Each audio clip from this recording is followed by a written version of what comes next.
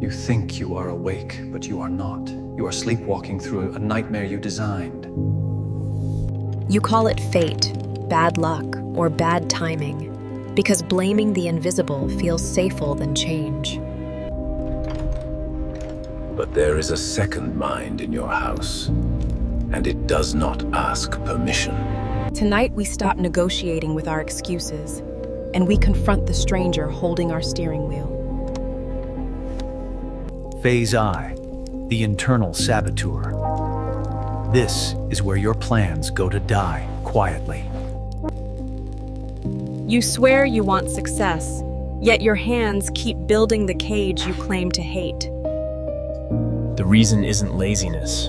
It's an unconscious contract you signed in childhood and never reread. Repression is the ink of that contract, and the shadow is the collector who comes for payment. Watch your discipline. You vow to eat clean, then midnight arrives and you devour chaos. You weren't weak. You were split. One part promised, another part rebelled, and nobody negotiated. When you hide anger, it doesn't vanish. It reroutes into sabotage that feels out of character. You felt it. One cruel sentence leaves your mouth, and you wonder who spoke through you. That is not a demon. It is a disowned force demanding a seat at the table. If you keep starving it, it stops asking, and it starts taking control when pressure hits. So name it: envy, hunger, dominance, revenge fantasies, lust, status obsession. Write them without mercy. Not to worship them, but to stop pretending you are a saint while bleeding from the inside. The shadow isn't only your worst impulses. It's also your locked-up courage and loudness. Maybe you were bold as a child, then punished, so your voice learned to whisper to survive. Now you wonder why meetings swallow you alive, while lesser people take your place effortlessly. Your power didn't disappear. You buried it, and then you complained about the cold. Stop trying to be good. Good can be cowardice with better marketing and cleaner clothes. A man incapable of force is not peaceful. He is simply untrained and vulnerable. Phase 2 tough, the social mask. This is where your soul slowly suffocates under applause. Jung called it the persona, the mask you wear to be hired, liked, safe, and chosen. A mask is useful. The tragedy begins when you forget it is a mask. You become the reliable one, the funny one, the easy one, the one who never needs anything. And the price is paid in private. Loneliness, numbness, resentment, and a strange feeling of invisibility. People don't love you. They love the performance that makes them comfortable around you. Deep down you know it, so you keep acting, because truth risks rejection. That fear is the leash. If you cannot be disliked, you are not free. Practice a clean no. Let the silence sit there without rescuing it with jokes. Notice how your nervous system panics, as if social discomfort were physical death. It isn't death, it's detox. You are withdrawing from approval like a drug. Look at your calendar. How many commitments exist because you were afraid to disappoint someone? Then look at your bitterness. It is the invoice you send them for your own dishonesty. Say one true preference today and watch who respects it without punishing you for existing. Some will leave. Good. They were dating your mask, not your life. Phase 3, the weakness of nice. This is where harmless men become dangerous.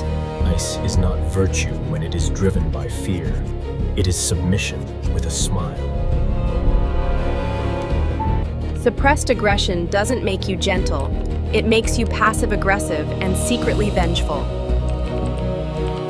You smile when insulted, then fantasize about humiliating them later because you never spoke once. That is not moral superiority. That is delayed violence wearing perfume. Train boundaries like a weapon you hope you never need, but refuse to be without. Don't speak to me like that.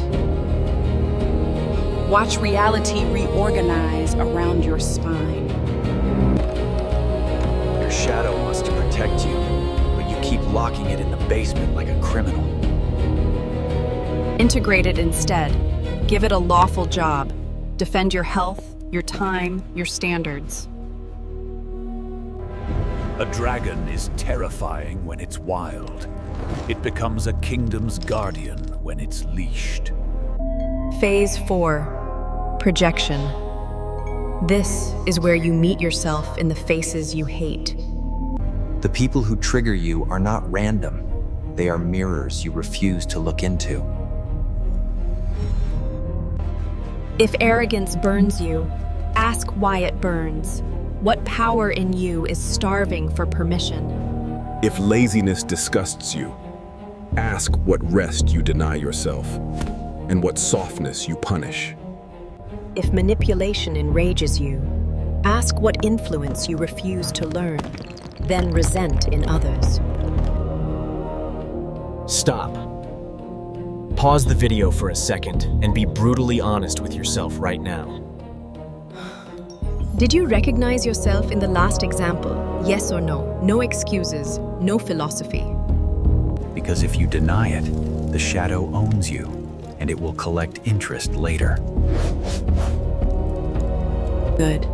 Breathe. Now we continue, and we turn mirrors into maps. When you reclaim projection, you stop being emotionally hijacked by other people's behavior.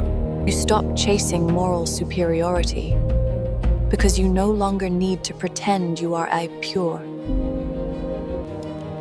You become calm, not because you are numb, but because you understand the mechanism. The observer always wins, because the observer is not possessed by the moment.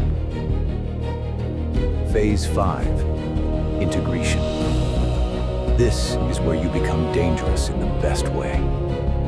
Integration is not acting out every impulse. It is seeing the impulse and choosing anyway. You don't kill the shadow. You shake its hand, and you negotiate a treaty. Start a shadow journal. Every irrational spike, envy, rage, obsession, write it immediately, no editing.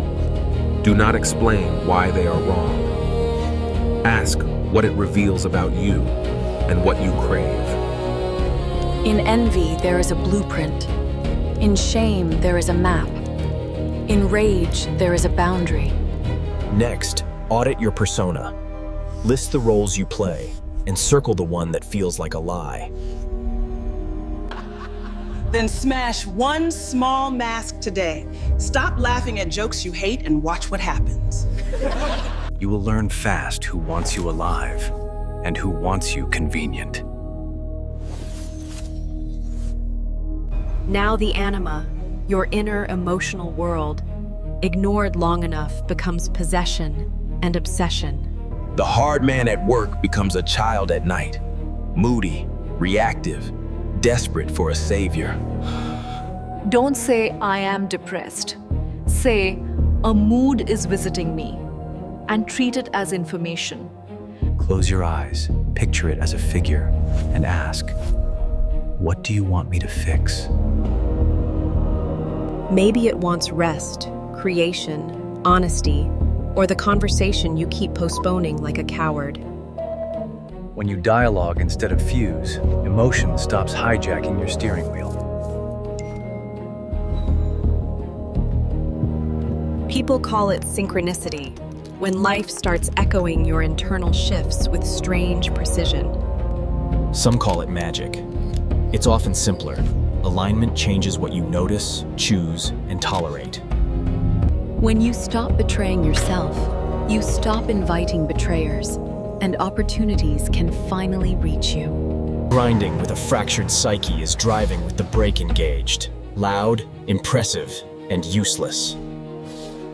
Fix the internal civil war first, and your effort becomes clean, direct, and effective. Individuation is the real mission, becoming one, undivided, unique, and brutally honest about it. Most people stay copies, downloading opinions, desires, and morality from whatever is trending today. To individuate is treason against the herd, and the herd punishes treason with loneliness. Pay the price anyway, because comfort is expensive, and it charges your entire life. A boy must die for a man to be born, and the death feels like empty space. That void terrifies you, so you cling to dead identities, like a corpse you refuse to bury. Drop it! Let the old role collapse. Let people misunderstand you. Let the new self breathe. Now the warning. Unearned wisdom is a drug. Information without integration inflates the ego. Don't use these concepts to diagnose your ex, impress strangers, or sound enlightened at dinner. That is the intellectual magician, knows the map, never climbs, and freezes at the base. Shadow work is sweaty, unglamorous, and private. That's why most people will never do it. It looks like apologizing when your ego screams to defend, and sitting still when you crave distraction. It looks like facing the pain you've avoided for 10 years, without anesthetic, without performance. Here is your protocol. 1 trigger, 1 page, every day for 7 days straight. Write what you felt. Write what you wanted. Write what you were afraid to admit. Then extract the gold, the boundary, the desire, the standard, the courage you have been starving. Next, one persona cut, one honest no, one honest preference, one honest sentence you withheld. Watch who leaves. Watch who stays. That data is more valuable than your fantasies. When a mood rises, name it, speak to it, and negotiate behavior. If you do this seriously, you will feel your life begin to reorganize around your integrity. And this is where most people fail. They close the video and forget in 10 minutes. They choose sleep because sleep is comfortable, and comfort is the easiest prison to maintain. But if you are still here, prove you're different. Write one brutal truth before you scroll away. Not tomorrow. Not when you feel ready. Now, while the resistance is panicking. Because the moment you stop watching, your persona will rush back to restore the old order. It will whisper, "This is too dark," meaning, this will cost you your excuses. Pay the cost. Become whole. Keep the dragon, but put it on your side. Subscribe if you want more of this. Join if you're ready to go deeper than the public version. The herd wants you harmless. The shadow wants you honest. Choose who drives your life. Meet the stranger within, shake his hand, and stop calling your patterns fate ever again.